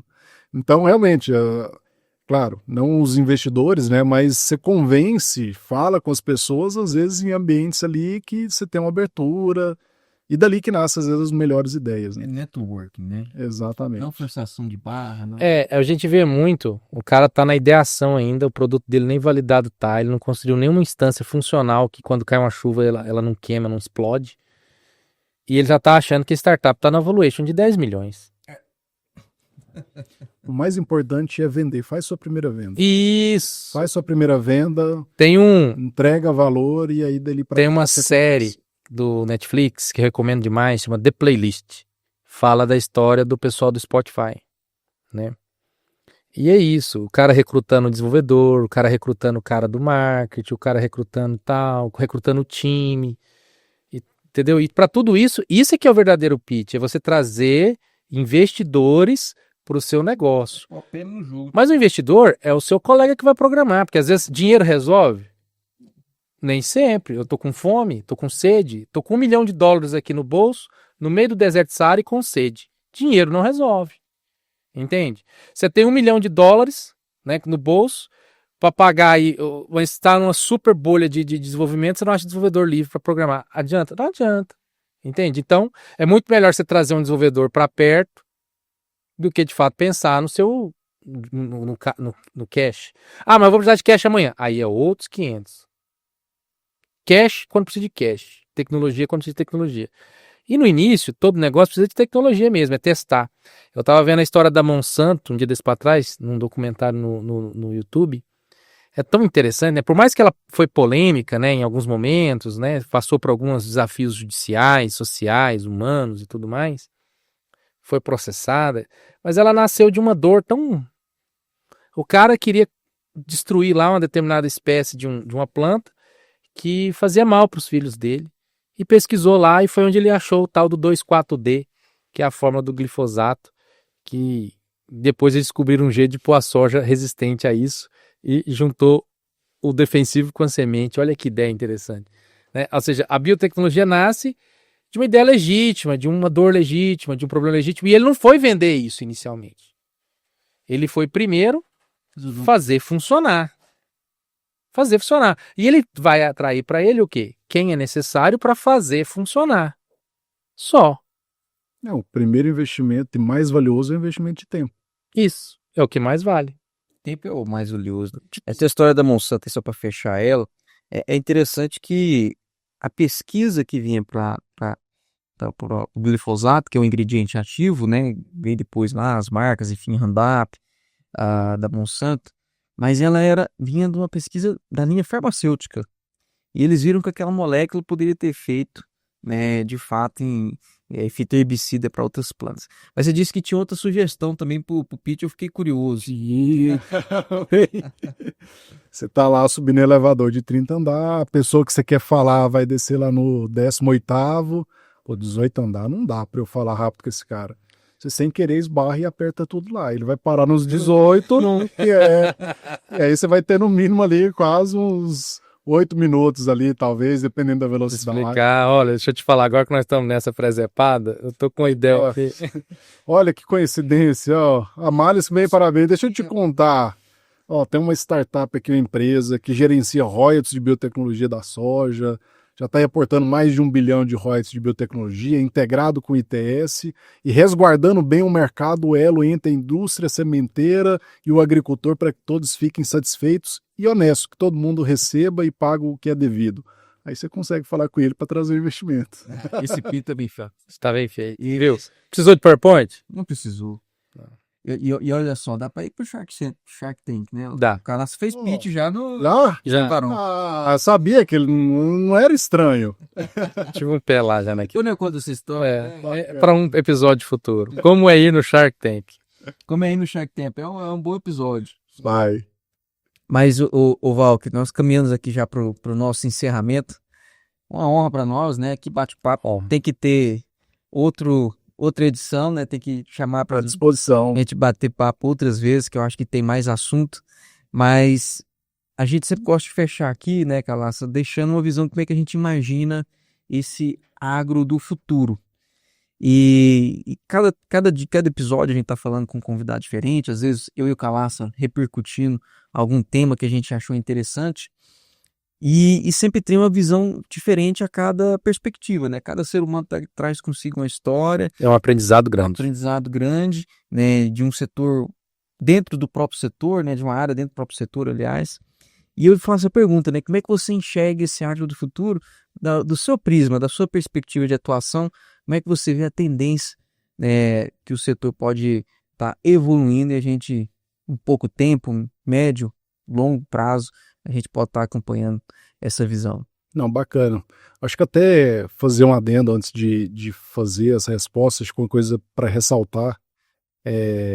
Durante toda a minha trajetória, eu nunca tive receio, medo de aprender com as pessoas que estavam lá em cima, que é a questão do cooperativismo ali, de cooperar.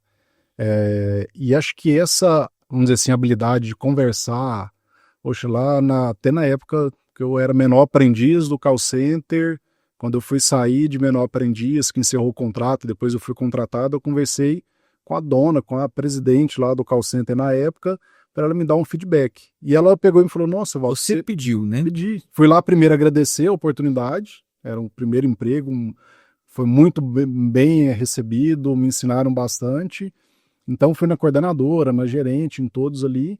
E quando eu cheguei nela para conversar e agradecer e pedir um feedback, o que você achou, o que eu posso melhorar, como que eu posso, vamos dizer assim, chegar até onde você chegou, né? Primeira coisa que ela falou, Val, que você foi o primeiro que veio aqui conversar comigo e não teve medo, talvez até o único hoje, não sei. Eu falei, mas por que o pessoal vai ter medo? Você vai me bater aqui? Não vai, né? Então acho que é isso, é aprender e conversar com as pessoas. Não é porque ele é seu chefe, não é porque ele é o dono da empresa, que ele não vai estar aberto a conversar e falar como ele chegou ali. Pode ser que tenham pessoas estúpidas que não queiram fazer isso, mas com certeza todos que eu falei, eles sentiram orgulho de transmitir esse conhecimento. Então acho que fica uma dica bacana para todo mundo, né, na parte tanto de pessoal quanto de empresa, na parte, vamos dizer assim, profissional.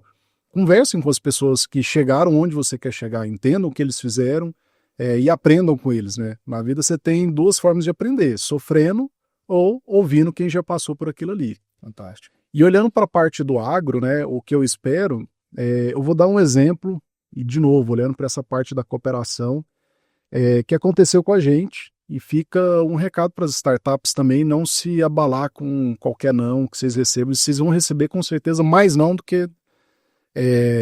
Quando a gente tinha os 2 clientes, lá já há alguns anos ali de empresa, né, na parte da logística, mais alguns 2, 3 na parte de royalties, a gente falou com uma empresa que era relativamente grande, e cara, a gente apresentou o sistema, e nossa, mas muito bom, e não sei o quê. E a pergunta que o gerente fez, mas você é tão bom assim, por que você só tem 2 empresas?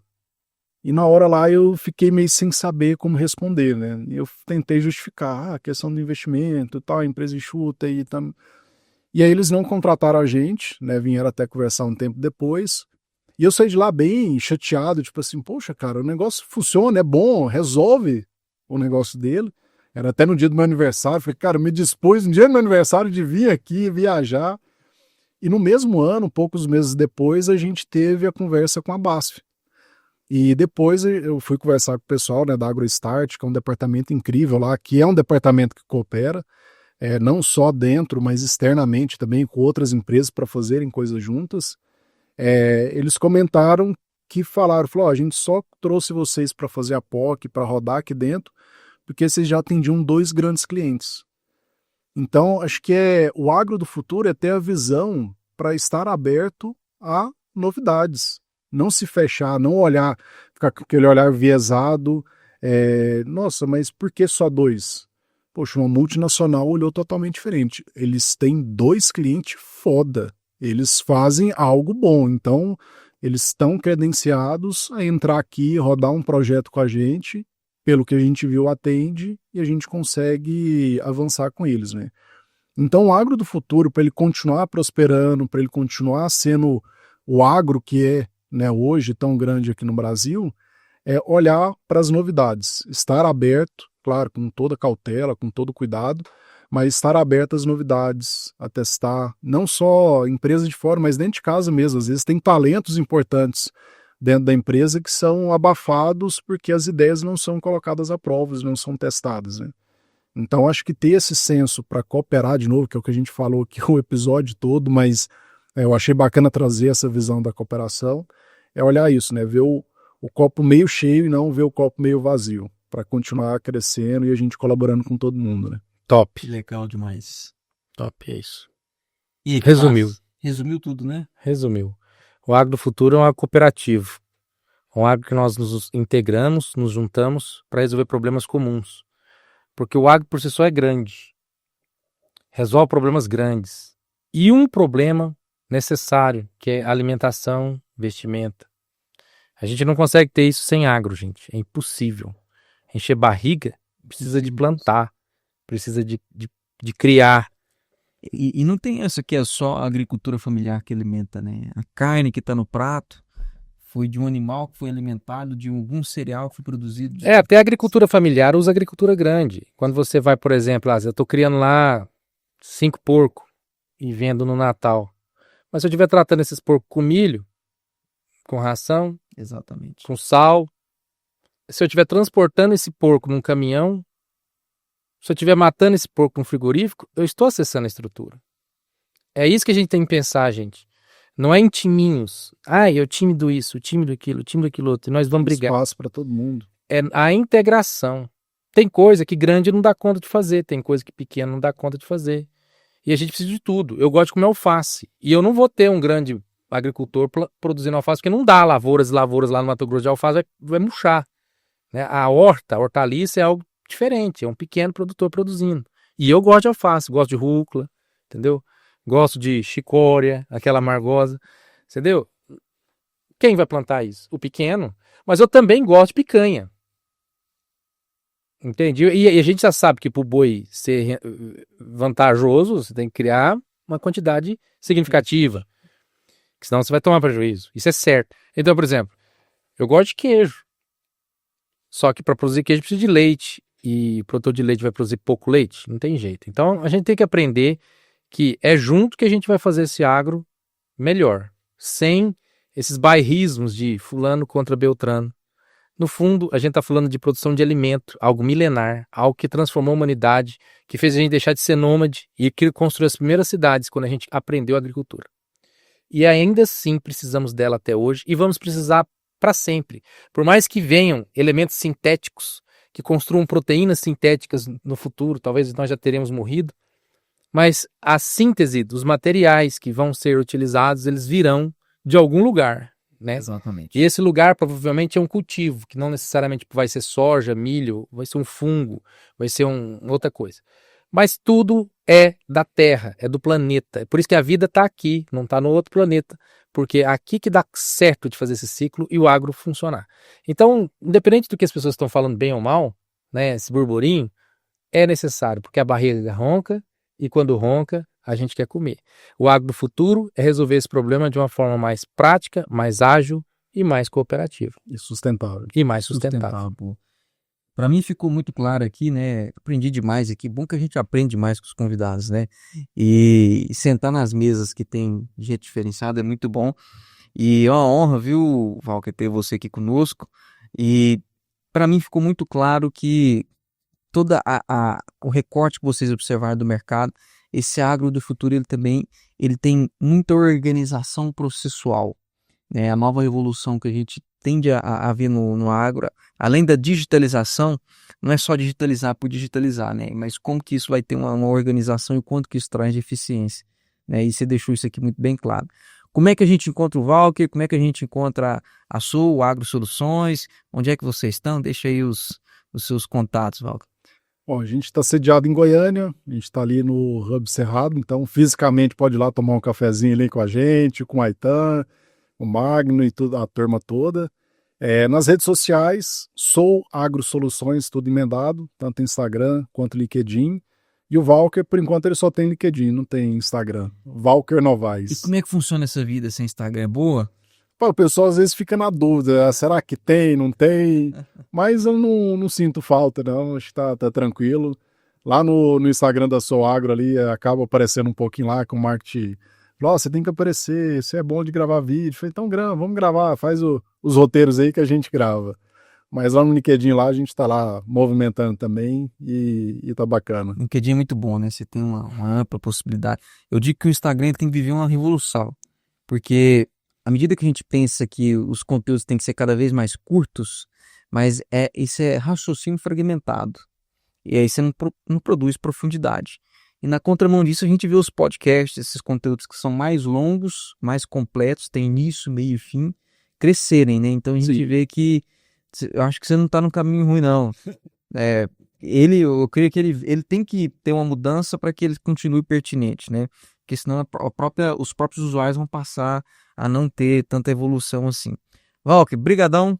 Fica aqui o convite já para as próximas e foi muito bom bater esse papo contigo. Vamos, estou à disposição e a gente fala na próxima de várias outras coisas que a gente pode falar, seja da parte empresarial, seja da parte de startup, da parte do agro, seja da logística, de royalties, e estamos à disposição. Estamos pertinho e vamos falando. A gente aprendeu bastante sobre muita coisa, né? Espero que vocês também. Foi sensacional, te agradeço bastante, nós agradecemos, né? E breve teremos mais, né? E eu aprendi mais bastante Walker. Também, não posso deixar encerrar. Mais Walker, nós precisamos compartilhar mais, né? História corajosa de transformação e vitória, né? Ou seja, mostra que é possível. Com é um certeza. caminho que é um caminho que é trilhável, né? Baita exemplo. É um baita exemplo. Parabéns e obrigado. Valeu. Então nos acompanhe para os próximos episódios e até lá.